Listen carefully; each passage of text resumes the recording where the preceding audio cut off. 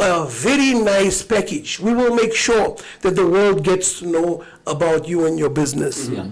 And beside what is happening today, Said, of course, the Said Foundation is quite busy throughout. And I'm just wondering what has been happening, maybe that we may have missed out on the past few days. What have you been doing as the Said Foundation that we also want people out there to hear of that particular work that you do or you have done rather? James, very true what you are saying is that there is a great need for us as a community to work together. Yeah. The Said Foundation cannot function with the support of, first of all, the parents. And then, like Mr. Shakes has just mentioned, corporates and individuals. So, to make this dream or the effort that Said Foundation is putting into our children, it is a collective drive. All of us must be involved in this. Doesn't matter who we are. And I think it is our responsibility as a parent, as a community, to hold hands and make this work. What is the intention of the Said Foundation as a non-profitable organization? It's basically giving our youth a safe platform, a platform that they can be heard, that people can see. We're trying hard to get the girls and boys off the street. Indeed. So a lot of programs that the Said Foundation has been that we've rolled out. I'm not saying that it fails. It fails in the sense of parents' participation, support from government. That is the problem with a lot of organizations, is that they don't get the support. So we are not saying that we depend on government. We've never done so. Government has never been there for us. Yes, private individuals, I don't want to mention names now because it's not going to be fair.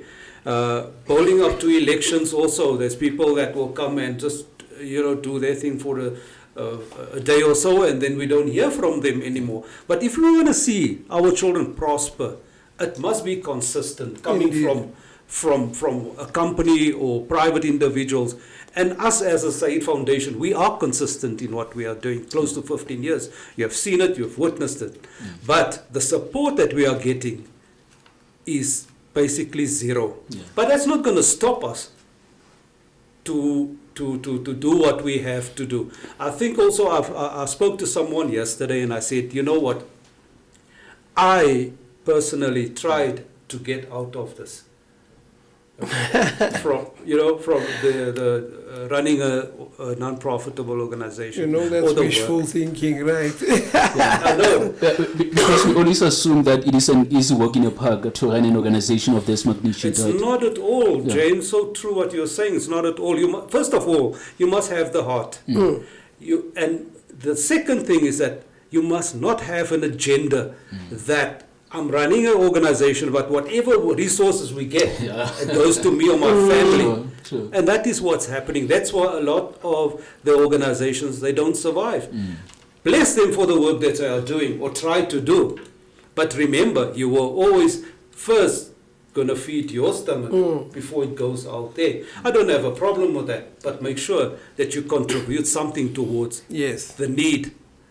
So I've just said now that I try to get out of this, stop doing this humanitarian work, and then the next day I wake up with a positive drive again. So what does that tell you? That God has chosen you, or let's talk about myself, right? It's chosen me to do His work. And therefore I just cannot walk away from it. Now if I walk away from these children, this is teenagers entering a different world. There's so much challenges out there. I mean, the girls are staying amongst gangsterism, the way that adults talk to them. They need to make that decision there and then. If they leave my house or their parents' home, they are faced with challenges out there that they must make that decision right there and then. Now, the best thing for them is to come here to the organization. I wish I had the resources to keep them here every day. But I don't have the resources. Only if I can feed them after school or give them programs after school on a daily basis, I will do that. So what does that mean? That we need resources, we need assistance, So again, I will stress this. It is a collective it's a collective responsibility from everyone to assist wherever we can. If Mr. Sheikh's open an organization now, or he's call it an organization, whatever it is, but it is to provide, being it education or being it food or shelter or whatever. Me as the Said Foundation, I must support him 100%. I have about, I think, 2,500 Facebook friends, followers on the Said Foundation and myself. Yeah. You don't see maybe one or two will share our posts. Yeah. But Sad. they don't even interact. What does that tell you? We have that DNA, we have that in us, Hey, that we cannot support one another. Sad. We envy each other. We don't. We like what the next person does, but because it's Said, it's James. We're not going to support. No, we're not going to support you. But what do you contribute towards the poverty or the social ills in our community? You're doing absolutely nothing. You're on Facebook. You just want to talk about And Mr. complain. Sheikhs and this and that. So that is not the way to go. Yeah. And how long, James? I mean, from those years, Kofifi time, we've been talking about we must support one another. And even on Facebook, people say, yeah, the colored people, we're talking bad about one another. We don't support one another. But this reads that very same people that don't support you. Yeah, it is unfortunate, and we spoke about this earlier on in conversation with Ashland Jacobs to say we need to do better as the people. yep. When you have someone coming out to say, I am representing the nuclear community, the Westbury community, or whichever community where the Voice online community radio station is being listened, and that person says, I need 20 people to vote for me, just 20 people, and it is going to cost you 10 rand to cast your vote. It's not that much. How many people do we have in our communities? Just one area. If we were to choose maybe the Bosmont community and say we need 20 people from Bosmont, we need 20 from Nuclear, Coronationville, I'm sure that it is something that can be done. But it goes with, if it is done by Mr. Sheikhs and James and Said, then I'm not going to support it. Yeah. And it's sad. Just apologies to the listenership out there. It's a bit cold in Yeah, it Joburg is. this morning. So yeah, we're coughing and we're sneezing and whatever else. But yeah, coming back to the point, James, what I've learned about communities in South Africa, again, I'm going to say it like I said it last week, people will love you until you start doing better than them. Yeah, of course. And then jealousy creeps in. And then that's one of the things that have been, become a hurdle for many of us who have a vision. Let me give you an example. I have friends who told me I'll never wear your label because your name is on there. Why must I wear your name? But they don't understand it's warfare. Why must I wear labels that don't give back to our communities? Why must I be promoting people's names that I don't know what their lifestyles are? I may not subscribe to some of their lifestyles. Why would I want to do that? I understand that spirits are transferable. So because of that, I am very careful what I wear, who I wear, but we make a big hoo-ha when it comes out of our own communities. We don't want to support. Like Said rightfully said now, how many people have taken the time just to repost what we are posting on our pages? How many are liking? How many are tuning in just to listen to what we have to say, And then these are the things that we have to break down as a community. We need to start our own our community forums, our own community economy for that matter, where people know Said is doing something. Is an NPO. I own a company. Why must I start another company to NPO to put my money in there so that it stays in my family? Why don't I send the money to where it belongs? Because we have to do CSIs as companies in South Africa, where we have to sponsor non-profit organizations, NPCs and the like. And it is really taking us back to conversations about the township economy. Because then, why do we keep on talking about things that we don't want to actually see happening? Whereby if it is a tuck shop run by someone who's not a South African, we are very quick to support. It is okay. We are not taking that away from you. But if it is a tuck shop that is run by Uncle so-and-so who stays in your community, you have known this uncle forever, no, I'm not going to support that because, this person want to get rich with my money. It's sad. Yeah. So that is the kind of mentality that we need to break. And it is not only happening here. it is happening all over South Africa, unfortunately. Yeah. You know, we spoke about this many years ago. I was also being on Kofifi, and I always mention Kofifi because that's where it started. Yes. And that is, I appreciate what we've learned and what Kofifi, they had a big influence Yeah. in the Voice Community Radio Station. But we have spoken about this, the township economy, and you know, there's times that the debate goes so heated, you know, that because it is something that why don't we drive the economy? Yeah. And you've rightly so mentioned that we don't support one another. You will rather come in, you will rather support that Pakistani or Somali that comes in, offer you that 2,000 rand, and instead of you empowering yourself and your community. So it is a very, very sore point for me. If we see, number one, we don't understand there is a third force behind this. Remember, the colored people or the colored community is the second largest ethnic group in South Africa. Sure. And my personal view on this is that they want to sort of depopulate the colored community, not by killing them, but Marginalizing. yes, exactly. And also, you see the influx of drugs, the influx of undocumented foreigners. Our communities, most of them, 90%, I would say, is undocumented because it's a safe haven for them. Because they're staying in my yard, they're paying my rent, and I am not going to report them.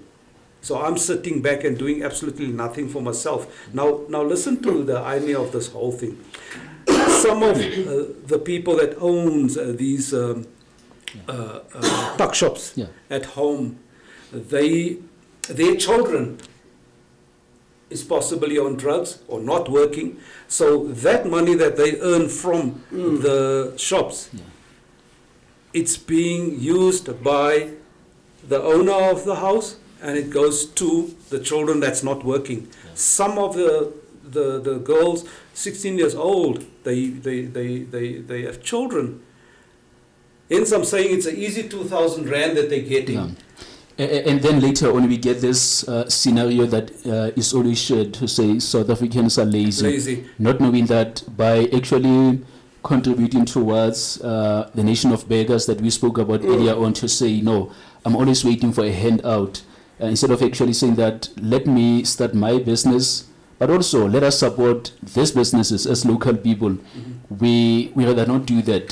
So I'm okay with coming out, giving you that loaf of bread for today, so that you always depend on me. You're always dependent on what I can give you instead of actually doing something for yourself.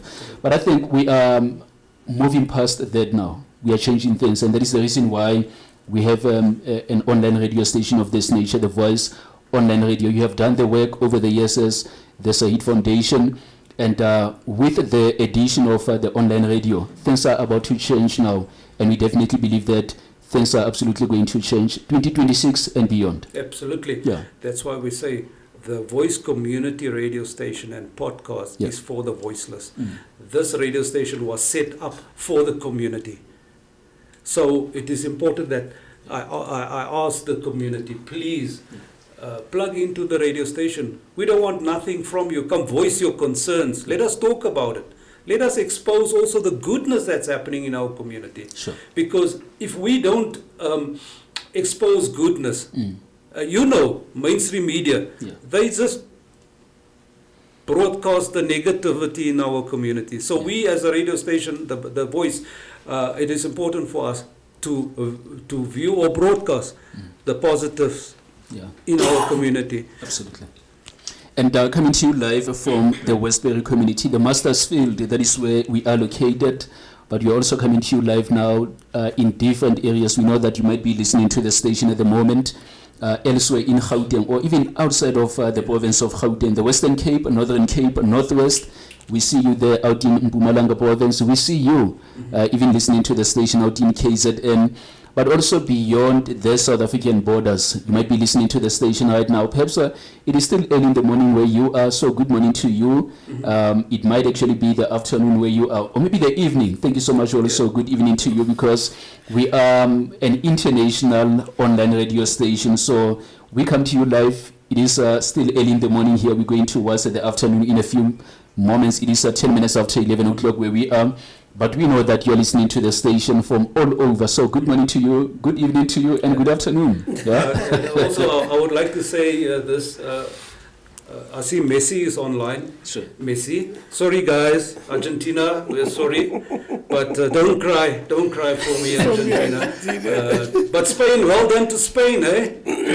Well, they did well. Yeah, like you say, it's an international radio station. Yeah. And we are proud to say this, that we're coming to you from Westbury. Sure. The area that a lot of people talk about. No, we don't want to go to Westbury. Westbury is a beautiful place. Westbury's got some amazing, talented people. And this is why we want to expose them. Oh, a radio station in Westbury, my brother. Can you imagine? Yeah. Can I share a story with you? So a couple of years ago, before I started working as a broadcaster, I was working for this company, Mr. Sheiks and Said, where we were responsible for going to different communities and installing the energy-saving bulbs, and we were removing those old ones. So that contract was actually under ESCOM. And I remember we went to, one of the areas that I had to go to was the Westbury community, early in the morning. You knock there, you see this granny saying that, no, welcome my son.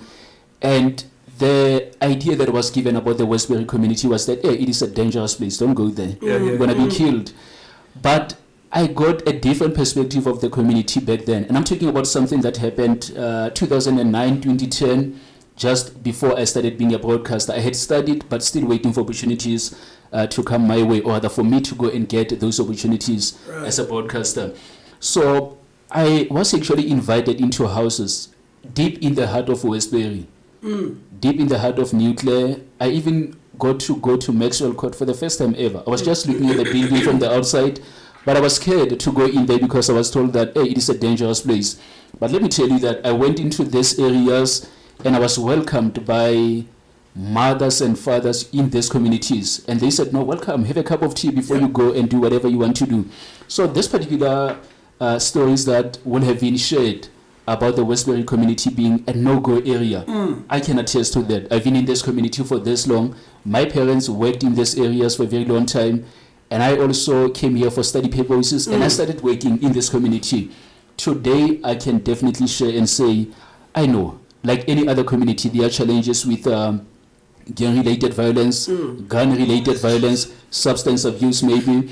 But the fact that we want to generalize and say all people in the community are bad, it is not something that we should actually be pushing. So that is what I wanted to share, to say, yes, there are the bad things that we can actually talk about, but also the good, to say in the very same community, you have mothers who say that, who still believe in the saying that it takes a village to raise a child. True. And that is something that I've witnessed in these particular areas, yeah? You know what you're saying is so true, because just over the weekend on Saturday I had a conversation with a young lady who happens to be Venda. And we got to talk about the different ethnicities in South Africa. Sure. And I asked her, what do you know of colored people? Yeah. Hey, she didn't even hesitate. Yeah. Drug addicts, drug dealers, gangsters, violent people, stabbing, shooting, what? She was mentioning all those things. I said, look, I won't hold it against you, because that is what you were told. Absolutely. It's not what you've experienced. You've never been in these communities to be able to make those claims. However, so I asked her, where you come from, where you living, are there gangsters there? She said yes. Yeah. Are there drunk people? Yes. Are there drug addicts, dealers, this, that, and the other? Yeah. Are they there in your community? She said yes. So I asked her a simple question, so why is mine then so emphasized? It's because somebody wants to create a narrative that if you can divide these people, you will never get them to become what they to be, to get into their full potential. Yeah. Because Said clearly mentioned we are the second largest ethnic group in South Africa. Only the Zulus are more than us. Yeah. Obviously, political parties will create narratives because they want the vote. Right. So if they can get the vote, then obviously it keeps them in power. Because remember, there are career politicians who depend on the vote. They've got no vision for their own lives, and they saw politics And they still as want to a way steal. out. They still want to steal on top of that. Exactly, they Just want to to sit earn. next to the coffers of the country's fiscus. So they will create narratives where they divide and rule. That is what apartheid used to do, dividing us and ruling. And that is the narrative that we have to destroy. We've got to break down that mindset. I mean, that is why I'm sitting here next to Saeed right now. Yeah. And I'm looking at these beautiful girls in these uniforms. And I don't see color. I see a representation of South Africans. Yeah. We've got ethnicities here, but you are not a skin color, you are a human being first. And unfortunately, that is what the government of the day is doing, because apartheid never left.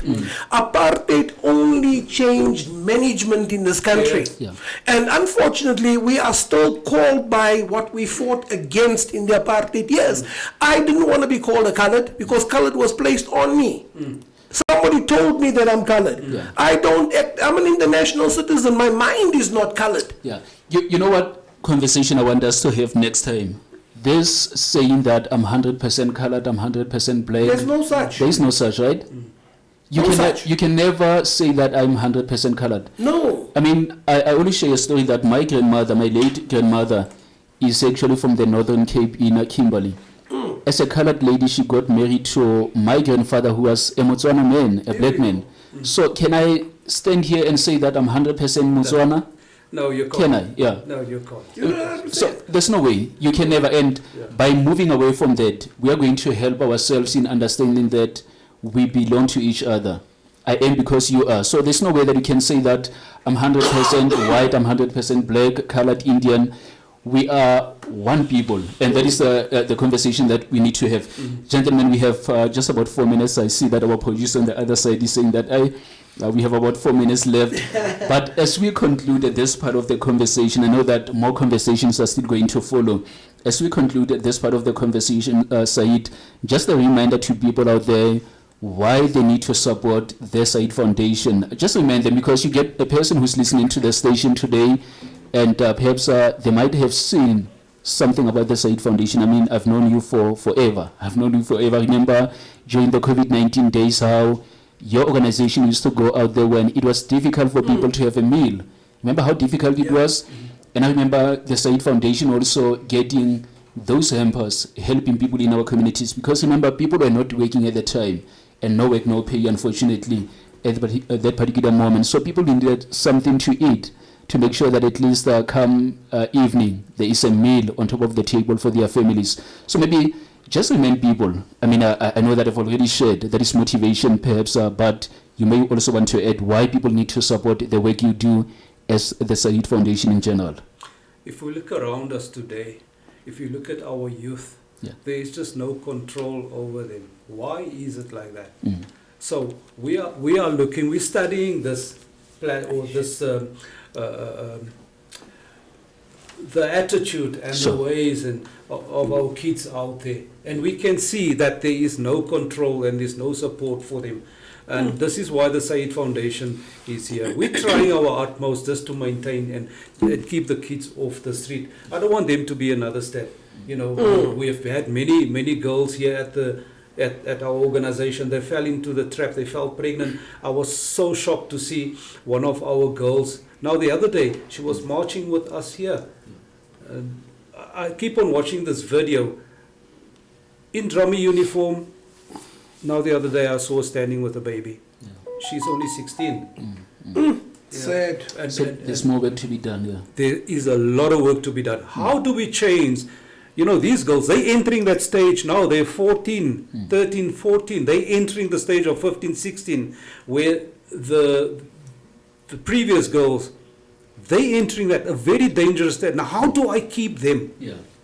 How do I keep them? It's parents' participation is very vital. You know, we only have 3 parents. We used to have 160 drummy girls. Wow. 116, 116. We're down to 22 guys. To 22. Some of them as young as 11, 12, walking the streets, smoking. And the others, 16, 17, the moment they're teenagers, problem. Sure. So yeah, we're just trying our best to keep the kids off the street. Guys, it Absolutely. is very important. Please support the Said Foundation. It is not a personal thing. It is to keep our children off the street. Your child can be the next step. Yeah. Thanks so much. We're going to take a short break. Remember, it is day number 20, the month of January. Can I say January? No, July. Vanna, am I going back now to the beginning of the year? Can never be. Don't worry, Ethiopia 7 years behind us. Yeah, no, I'm telling you. It is indeed the month of July 2026. It is still International Nelson Mandela Month. Let's continue now with the best of music on the Voice Online Community Radio. Stay with us. Sure.